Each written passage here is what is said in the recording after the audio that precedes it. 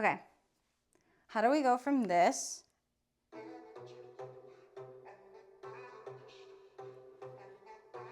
to this sped up,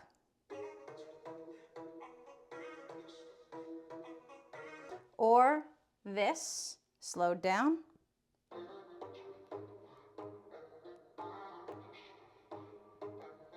Short answer, discrete math. Fun answer. It's going to be a little long, so buckle in. Buckle up. I don't know. Okay. How do we go from this, the waveforms, to this? Short answer, decimation. Or the slowed down version, short answer, linear interpolation. If you don't know what any of those are, don't worry, because I didn't either. That's why I'm teaching this. So, this is one of ATEEZ's older songs, well, last year. Yes, I'm a K-pop fan, deal with it. It'll help understand this. So, in order to go from an original version of this song to the sped up version or the slowed down version, this is a real application of discrete math and audio engineering, by the way. It does boil down to a little discrete math. So, the first thing we need to consider is something called discrete signal representation, or DSP. I'm not going to say that out every time, so we're just going to call it DSP very briefly. So what does this boil down to? Well, for songs, to a computer, a song is not a continuous line. A song is just a discrete, distinct, separate sequence or vector of numbers that are stored at fixed intervals. So we represent the original song as a sequence. So we call this x, n. N is the index, where n exists in the set of integers. And so this is equal to the set, x0, x1, x2. These are all indices, by the way, over here, these little bracketed areas. And then what you get over here are the values. So x0, right, x with index 0. That's a real number representing the amplitude. Because remember, we're talking about music, so we're going to be mentioning amplitude a bit. Not to be confused with magnitude, just a quick refresher there. Magnitude is the absolute value of a displacement. So what is amplitude? Back up a little. Amplitude is the displacement of a wave particle from its zero or rest position at any exact microsecond in this case. And magnitude is the absolute value of that displacement. So if you want to shorten it, magnitude equals absolute value of amplitude. So magnitude is always going to be positive. Okay? We don't care if it's a really high wave or really low, right? The crest and the trows, we're just looking at that distance, that length between the tip of it and the zero or rest point. Okay, pretty straightforward. So the main rule of this audio vector, this set over here, xn, is something called the sampling rate, which is usually 44,100 hertz, usually. So we're just going to use that number from now on. This is also called fs. So the time duration between index n and index n plus 1 is a concrete discrete step. So in other words, the change in time is equal to 1 over this sampling rate. And if you do a little calculation, I'm not going to bore you with the details here. This is just proof that my numbers are fairly accurate. If you do the math, then you find that this, given our sampling rate of 44,100 hertz, is roughly 22.68 microseconds, okay? So that's to do with the whole discrete signal representation DSP bit. That's the relevance there. And then we also need to consider the invariance of magnitude. In other words, we're going to leave the magnitude alone. For example, when I was playing these pieces up here, you might have noticed, this is the original version, right? The loud beats hit loudly, the quieter beats hit quieter. And then in the sped up and the slowed down versions, we hear a change in pitch and a change in speed, but the overall loudness and softness is still the same, okay? So the loud beats are still going to hit where they were loud in the original, and the quieter, softer beats are still going to hit quieter, softer, like they were in the original. We're not changing that. In other words, the magnitude, the volume of those relativities to each other are unchanged. So for the sped up or slowed down version, we're not going to touch the values inside that vector. We're not going to bother the magnitudes. Because remember, the vector values are magnitudes, the absolute value of amplitudes. We're essentially just going to stretch or compress those waves and not affect the overall heights that we're looking at in the first place. So we leave the volume alone, and instead we use a new sequence by applying a linear mapping function. So we had xn, we're going to call this new sequence ym, okay? So m represents the new discrete time index for the version, okay? And then that is equal to x, floor function of k times m. K is our constant speed multiplier factor. That's going to be very important later, because when you're speeding it up, you're going to want that speed multiplier factor to be a little greater than 1, depending on how much you want to speed up. Or if you're slowing down the song, you want it to be a little less than 1. So the trick here is that ym only looks up and reads the values in xn, or calculates a direct weighted average between them using linear interpolation, depending on the case. We will look at both. So the volume magnitudes are strictly invariant. That means we're not going to change them for the sake of this.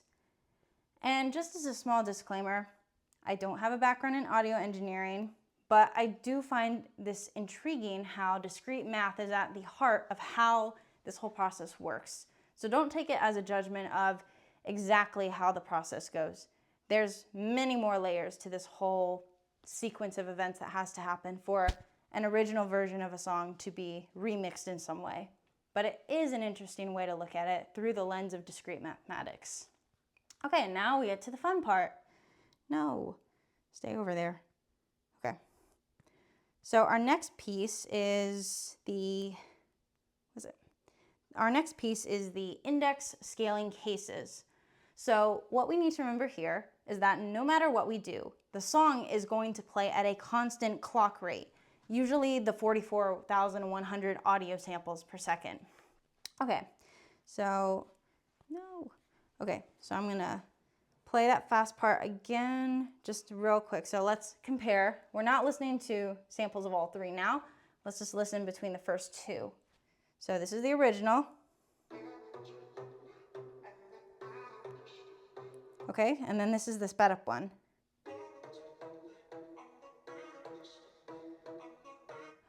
Listened to it a few times, messed around with it myself a little bit.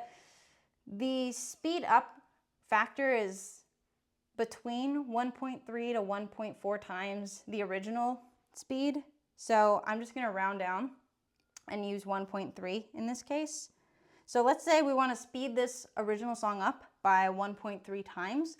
So what does that mean we're going to do to the original wave? Well, we're going to compress the original sequence xn, meaning, remember that sequence, we already said a song is not continuous in discrete mathematics.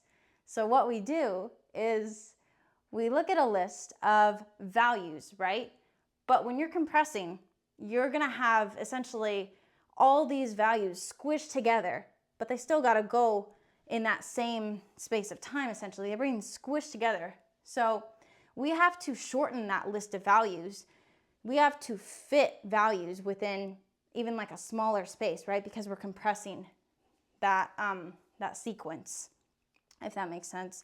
So we're shortening the list of values to make the song able to run in faster speed, which means of that sequence.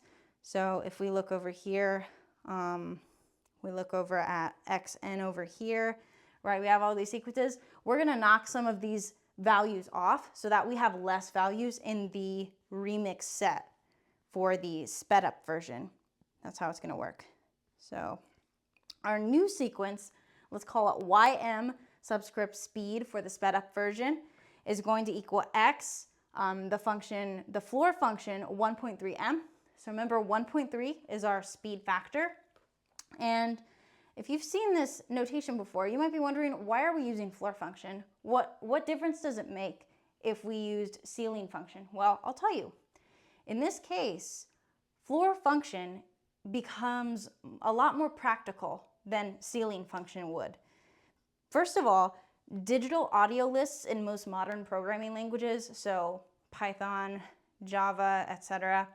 Many of those languages read digital audio lists as 0 indexed. So the first sample is going to be at index 0, not 1. Second, a floor function rounds down to the data that's already happened, not any data that the system hasn't loaded or recorded yet, right? Because floor function rounds down. So you always are going to be rounding back. You're not going to be rounding ahead at what you haven't processed or looked at yet, right? And third, floor function is protective. Floor function guarantees that as long as we have multiplications staying under the absolute limit, the index is going to round down into an existing slot. So to put this into perspective, this is going to prevent something called index out of bounds error. So for example, imagine, okay, let me add a closed parenthesis there real quick. I always know this when I'm talking. Okay, so here's the thing. Imagine you have a song that has only 99 indices. If you use ceiling function, you might end up getting that index 99 rounded up to 100. But your song doesn't actually have 100 indices. So that would be an out of bounds error, which is why floor function is more protective. Okay.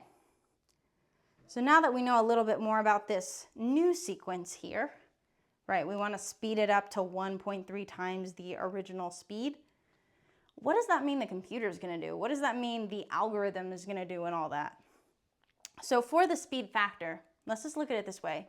This is a nice little wave, just one wave, not a wave form of waves. It's just one wave to kind of visualize it. So imagine for this one full wave cycle, the original wave cycle says that one musical note will take 100 audio samples to complete just this one full wave cycle, okay? We are just zooming in on this one full wave, okay? We want a speed 1.3 times. So 1.3 is what tells us how much to compress that timeline.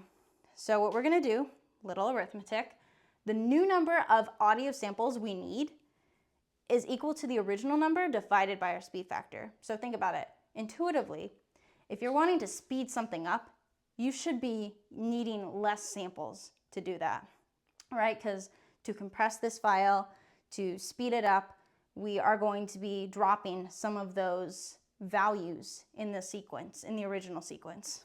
So 100 divided by 1.3, it's 76.92307, blah, blah, blah, and it goes on. But we cannot have a decimal for the sample index. So because we're taking the floor function, we are going to round down. I know you might want to look at that 9 and be like, no, we need to round up to 77. That's not how floor function works. You're essentially just going to truncate. You're going to basically remove everything after the decimal point and keep that whole number. So we have 76 here. So we're going to say for this song to be sped up to 1.3 times speed, we need to delete samples till we have only 76 from the original 100. And with this comes the decimation algorithm, which makes this so very smooth. So the decimation algorithm decides which samples to kick out using fractional accumulation tracking, and I will explain and show what that means. Because think about it. Great, we know that we need to have 76 samples, so could I just like take off the last chunk of, 24 samples? Could I just take off the last 24 and be like, hey, we got 76? No, that's not consistent, it's not precise, and it's not very consistent in a pattern of how to decide. So, it would just be very random. You can't just take any 24 that you like to get 76 out of 100. So that's why we have this algorithm to decide which of those samples to kick out. So here's a snippet of what that's going to look like. And okay, that should not be moved over there. No. Okay. Wait. This is where it pays to be able to zoom in. Okay. Is it going to go where I need it? Great. Okay. Let's hope it does not do that again. So here's a snippet of what that looks like. So remember, we start at index 0. We have 1.3 m, so that just equals 0. Great. We have index 1, 1.3 m equals, you just do the multiplication, right? 1.3, round it down to 1. Do the same with index 2. We get 2.6, round down to 2. Okay, we're going in basic numeric order. Great. Index 3, you got 1.3 times 3, which is 3.9. Round that down to 3. Great. Now, index 4 is where it gets a little funny. Because what do we get here? 1.3 times 4 equals 5.2. Round that down to 5. Hey, we don't have a 4. So what does that tell us? We're going to drop that sample 4 from the original sequence. And so we just keep going. Index 5, blah, blah, blah, 1.3 times 5 is 6.5. Round down to 6. Okay, we're not skipping yet. Index 6 is 1.3 times 6, 7.8. Round down to 7. Index 7, watch out. 1.3 times 7 is 9.1. Round down to 9. We skipped a number again. We don't have 8. So we're going to drop sample 8 because it got skipped over. Okay? Now imagine the computer, imagine this algorithm calculating these. This is very simple calculation, but it's very tedious also, right? It's very time consuming, very mundane. So we consider it like this, just as a quick little visualizer, okay? What did the floor function skip over? Well, we don't have a 4, we don't have an 8, so it skipped over 4 and 8, right? But how do you know what this pattern is every several number of indices, right? How do we know how many samples, how many indices we have to look through before we finally start dropping some, right? So here's an easy way to consider it. 1.3 is equal to 13 over 10, right? It's equal. That's just its improper fraction form. So if you consider the numerator here as the size of your little group that you're looking at, and 10, the denominator, okay, backtrack here. If you consider the numerator as the size of your little group that you're looking at, your little group of indices, not all of them, just little group, the denominator tells you how many in that little group you're going to keep, okay? And then you can just do the math from there to see how many else you need to kick out. So 13 over 10, what does that tell us? For every group of 13, we're going to keep 10 and toss out the difference. So 13 minus 10 is 3. So every 13 samples, you're going to keep 10, toss out 3. That's how this algorithm works. And this is great, right? This is very simple math. So why does a computer need to do it, you might ask? Well, scale it up to a real application of music, of sound. These indices represent incredibly tiny fractions of a second, not even a second, fractions of a second, to keep the audio sounding crisp and natural. So even a short song is going to have tens of millions of indices. I think we can understand now why a computer needs to do this, why an algorithm needs to do this. So, even more, if you use standard sampling rate of 44,100 hertz, then you do the little math here. 1 second of audio could be a drum beat, 1 second could be a drum beat, or a clap or something, a hi-hat, etc. 44,100 indices. So that's going from the index of n equals 0 to 44,099, right? Because we start at index 0. It's 0 indexed. So 1 minute, you just multiply that by 60. You're already close to 3 million indices. So now imagine you have a 3-minute song, and I'm pretty sure this song is between like 2 and 3 minutes in the original version. 3 minutes. You're already just up. You're almost to 8 million indices. So now imagine, let's say the original version of Lemon Drop that's like between 2 and 3 minutes long. Imagine the algorithm has to go through these multiplication lines for millions and millions of indices. That's why we need the algorithm, so we don't have to do all this calculation ourselves and decide what to get rid of, It'd be very tedious. So sometime later, after this decimation algorithm is done, kicking out some samples and leaving others in the sequence, we get a compressed remix vector the YM subscript speed, right? So certain samples are deleted as needed. And in short, we've thrown away data points at regular intervals, right? So that's referencing this little tidbit up here where you think about, you know, your little groups, how much to keep of that little group and how much to kick out, right? That's what it's referring to. And so by throwing away those data points at regular intervals, okay, that should not be algorithms. Okay, algorithm. The algorithm, the decimation algorithm, packs the remaining waves tighter. So those tighter waves cycle faster and raise the pitch of the song. So imagine here, imagine that this was our original, something like that, our original wave, our original waveform, and now you're trying to compress it. So because you've cut out so many data points, the algorithm packs those remaining waves tighter, so they cycle faster, right? They have a higher frequency. More of these waves occur in a shorter amount of time. And what does that do? Well, it raises the pitch of the song, and that's why we get the high-pitched sound of here, of the sped up, okay? So now what about slowing down the song? Well, let's say that we want to slow it down to 0.8 times. Let's actually do a quick listen, because I know I've been yapping, so a little bit of different sound would be nice. Okay, now we're going to be comparing the original to the slowdown. So listen carefully for this. This is the original at 1.0 times speed.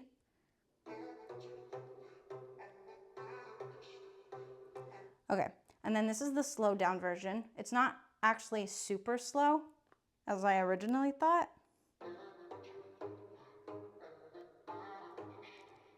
So again, I did a little tweaking on this on my own, and I believe the slowdown is roughly between 0.8 to 0.9 times, roughly. So just for the sake of this example, let's go with 0.8, because we're already using the floor function. We might as well keep it consistent and round down, you know? Okay, so to slow down the waveform, right, to speed it up, it made sense, you know, you have all these values in your sequence, you're gonna cram them, so you're gonna have to kick some out to make space, essentially. That's one way to think of it. But to slow it down, you have to extend that waveform, which means you're gonna have to insert things in those gaps that form, right? Okay, so we need to elongate the original sequence X, and we need to make it longer, right? Because if it is longer, it's gonna take a lot more time to play back, right? Because a slowed down song takes up more time than the original version, right? Because it's slower. Okay, so what does this mean? It means we're going to expand the timeline of the song so that we can run it in slower speed, which is basically just what I said. And I'm gonna take a water break because this is a lot of stuff. I actually thought this would be a very short deep dive, but no, this is a deep, deep dive. Okay, so what we need to do is insert new data points to stretch that waveform out. And I just want to be clear, in this context, waveform is referring to the entire cluster of waves, right? Not like one individual wave. I mean like the entire ups and downs of the waves. Okay, so what we need to do, length calculation to get wider wave cycles. So we're gonna use that same formula we used earlier. The new number of samples we need is the original number of samples divided by the speed factor. Now, intuitively, we should have more than the original number of samples because we want it to be slower, which means we're gonna need more audio samples for this thing to run slower. For the song to run at a slower speed, I should clarify, not like the computer running slower, because that would be a nightmare. So we do 100 divided by 0.8, that is our speed factor, and this gives us 125 samples. So what does this mean? It means the wave cycle must expand to 125 samples, meaning longer to complete during playback. Slower cycles equals lower frequency, lower pitch. So let me just go back to that little picture we did earlier. So obviously if you take this wave And let's say this was about the original. You stretch it out. It's going to take longer for each wave cycle to complete itself. It's going to take longer for each wave cycle to go through. So the frequency of these waves is not going to be as high as, say, something like this, where it's going really, really fast. It's going to be slower. Okay? Pretty intuitive. Okay. So back to here.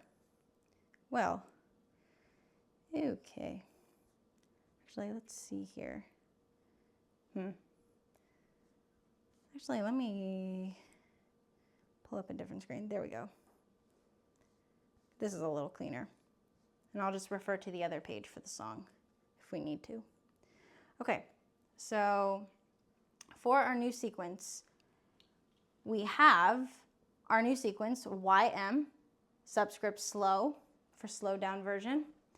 And then we have X, and then again the floor function of 0.8, and then our speed factor, which is 0.8. So we have 0.8 m for the function here, and then 0.8 as the speed factor. So what happens if we look up the data points? Well, index 0, let's do that calculation again. Let's see. 0.8 times 0 is 0, that's fine. Index 1, 0.8 times 1 is 0.8. But that's a problem because index 0.8 does not exist. We cannot have a decimal as our index. So now we have a fractional gap, right? So this is where another algorithm comes in handy for helping us slow down the wavelength. For helping us slow down the waveform, increasing the amount of time it takes to occur. So instead of crashing or leaving a gap of silence, this linear interpolation algorithm is going to look at the two closest real whole number indices surrounding the target. So in this case, we're going to be looking at indices 0 and 1. Okay? So just pretend that these two indices are like two pillars, right? And they're kind of sandwiching that target in between them. And so this algorithm will then calculate a smooth straight line weighted average between those two pillars based on how close our target, what we want, is to each pillar, which is the indices around the target. So what does this mean? Well, let's just look at the example earlier. Index 1 is 0.8 m, 0.8 times 1, which is 0.8. So our target, we say, is 0.8.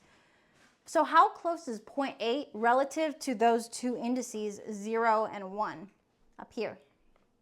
Well, 0.8 is really close to 1, right? And it's really far from 0. So 0.8 is 20% away from 1, right? It's really close. And then it's 80% away from 0. And if you do the subtraction, this is an easy percentage you can come up with. So in other words, 0.8 is closer to 1 and farther from 0.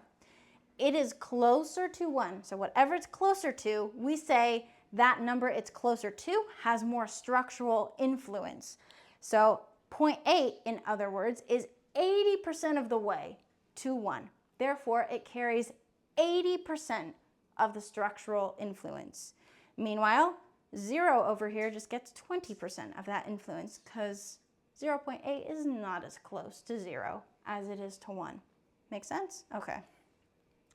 Then we're going to use a weighted average formula. Usually looks something like this. It's summation of different multiplicative quantities. So we have x1 times w1 plus x2 times w2 plus blah, blah, blah, blah, blah, all the way up to, some amount of xn times wn, okay? So in this case, we're just looking at two indices, so pretty short. So our new sample value is going to be equal to distance to 1 times, x at index 1, at index 0. So distance to 1 times x index 0 plus distance to 0 times x index 1. So in this case, distance to 1 is 0.2. We're going to times that times the x at index 0, and then plus 0.8 times x at index 1. So the output here would be a smoothly blended data point right into the gap. So here we don't actually have a definition of x at index 1 and x at index 0. I keep saying that backwards. X at index 0, x at index 1. We don't have any value for them here. They are just placeholders as shown here. This is how the algorithm sets up that formula for weighted average, but these could actually just be any number. So it's just here to visualize as placeholders. So actually in this case, we're working with a speed factor of 0.8, right? 0.8 equals 4 over 5. So simply put, for every 4 samples of the original song, the algorithm is going to stretch the timeline and use linear interpolation, which is figuring out which surrounding indices have more influence on that fractional gap, on that fractional or decimal value that you're getting. It's going to see which one has more, which have more structural influence, and then use the weighted average formula, set that up, and it's going to calculate, because imagine, it would actually have the values for these indices in these sequences, these values. It would actually have numbers for these values, not just x at index 0 and x at index 1. There would actually be values. And with those values, the algorithm would then be able to stretch the timeline of the waveform of this sequence and use linear interpolation to create 5 samples for the slowed down version. So you can also consider it as represented by the fraction, right? So your numerator in this case is going to tell you, okay, for every 4 samples you're looking at, then this is how many that you're going to need for the slowed down version at the speed that you want it. So we start out with 4 samples.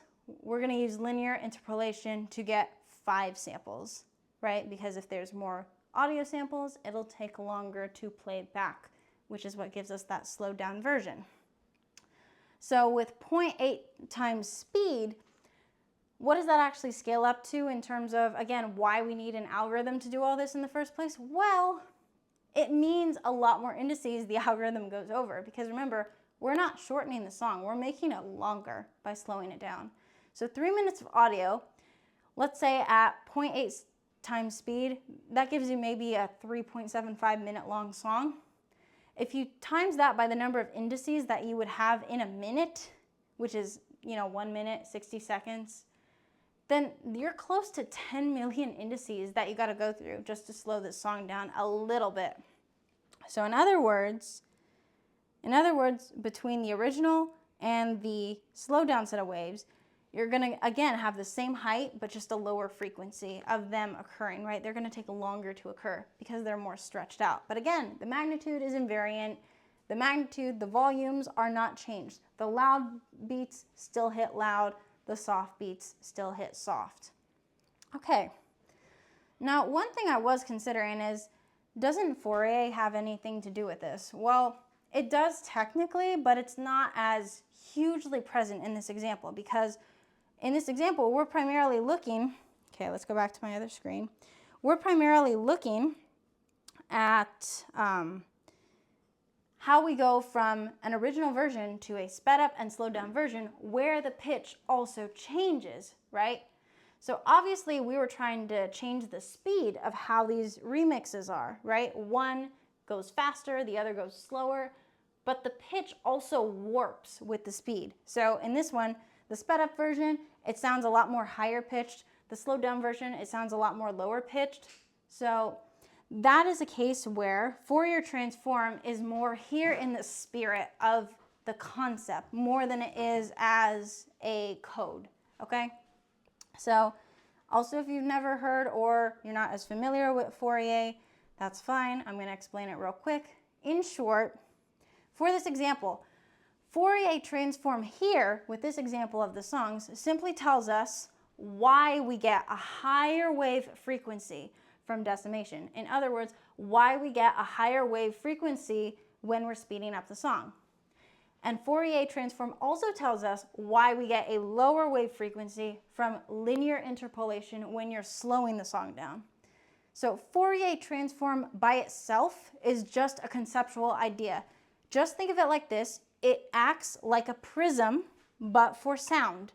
So when you are dealing with music, when you're dealing with a song, you actually have many waveforms that are essentially stacked on top of each other to give you that one final audio wave. Fourier transform is like what tells you what inputs a recipe and gives out the ingredients. So it would take this one audio wave and break it down into all the individual pure musical frequencies. So in other words, Fourier is the concept that tells you how much energy is happening at the bass, the vocal notes, the claps, etc. But in short, for this example, where the pitch warps with the speed, it tells you why you get higher wave frequency when you speed it up, and why you get lower wave frequency when you slow it down. And yes, slow it down, that's a bouncy reference. Anyway, the next part is fast Fourier transform, otherwise known as FFT. Now the difference is, if we were dealing with a version of this song where the pitch was not changed, so let's say you had this, but you just had it going faster or slower, but the pitch didn't change, then you would be technically dealing with fast Fourier transform. Fast Fourier transform is the software code, okay? So if Fourier transform is the concept, then fast Fourier transform is the software code. It is, in short, a highly optimized, super fast computer algorithm designed to calculate the Fourier transform on digital data. And essentially, it solves the problem of a computer taking hours just to process a single song, a single track. Fast Fourier transform, real quick, it would only apply, again, if we needed to change the speed, but not the pitch. Here, though, we have considered a case where the speed is increasing and the pitch does as well, and vice versa, right? But real quick, let's say that we weren't dealing with the pitch changing. Let's say we just wanted to change the speed, but artificially freeze the pitch so that no matter how much you slow it down or speed it up, the pitch stays the same. Nobody sounds like a chipmunk or a growling monster. They just sound the same, just a little faster or slower. Well, that's where FFT would come in handy, because it is preventing this computer from potentially freezing. Because think about it, if the computer had to take hours just to process a single track, it would freeze. It might crash on itself, you know? We call that working on big O of n squared complexity, which in short for this case means that for every item n in your list of samples, the computer would have to scan over the entire list all over again. So maybe you're working on maybe you're working on item number 100 out of 1,000,000. The computer has to start from the beginning all over again. It doesn't matter that it's already gotten to place 100. It's got to go all the way back to the beginning and look over the entire list again. That's going to take an exhausting amount of time, even for a computer. So fast Fourier transform solved that by cutting down on what we call O n log n complexity, which means instead of looking over the entire list at once, its strategy is just to cut that list in half over and over and over. You cut something in half, you have 2 halves, right? You cut it in half again, you have quarters. You cut it in half again, you have 8ths, and so on and so on. So your pieces that you're cutting get so small. And then what it does is with those really small pieces, it solves each tiny little piece and then puts everything back together. And that's how you would be able to essentially artificially freeze a pitch to not go up or down, even if you're speeding up or slowing down. So that was an example that I got out of listening to these, and I will say while I was working on these notes, this was also what my Spotify was having me listen to a lot. So I will now be thinking of discrete math and Fourier when I listen to these. So hopefully that was a little insightful, and yeah, real world application with some magnitude, discrete signal representation, and a little bit of concept on Fourier. And that's all. Okay, I need a water.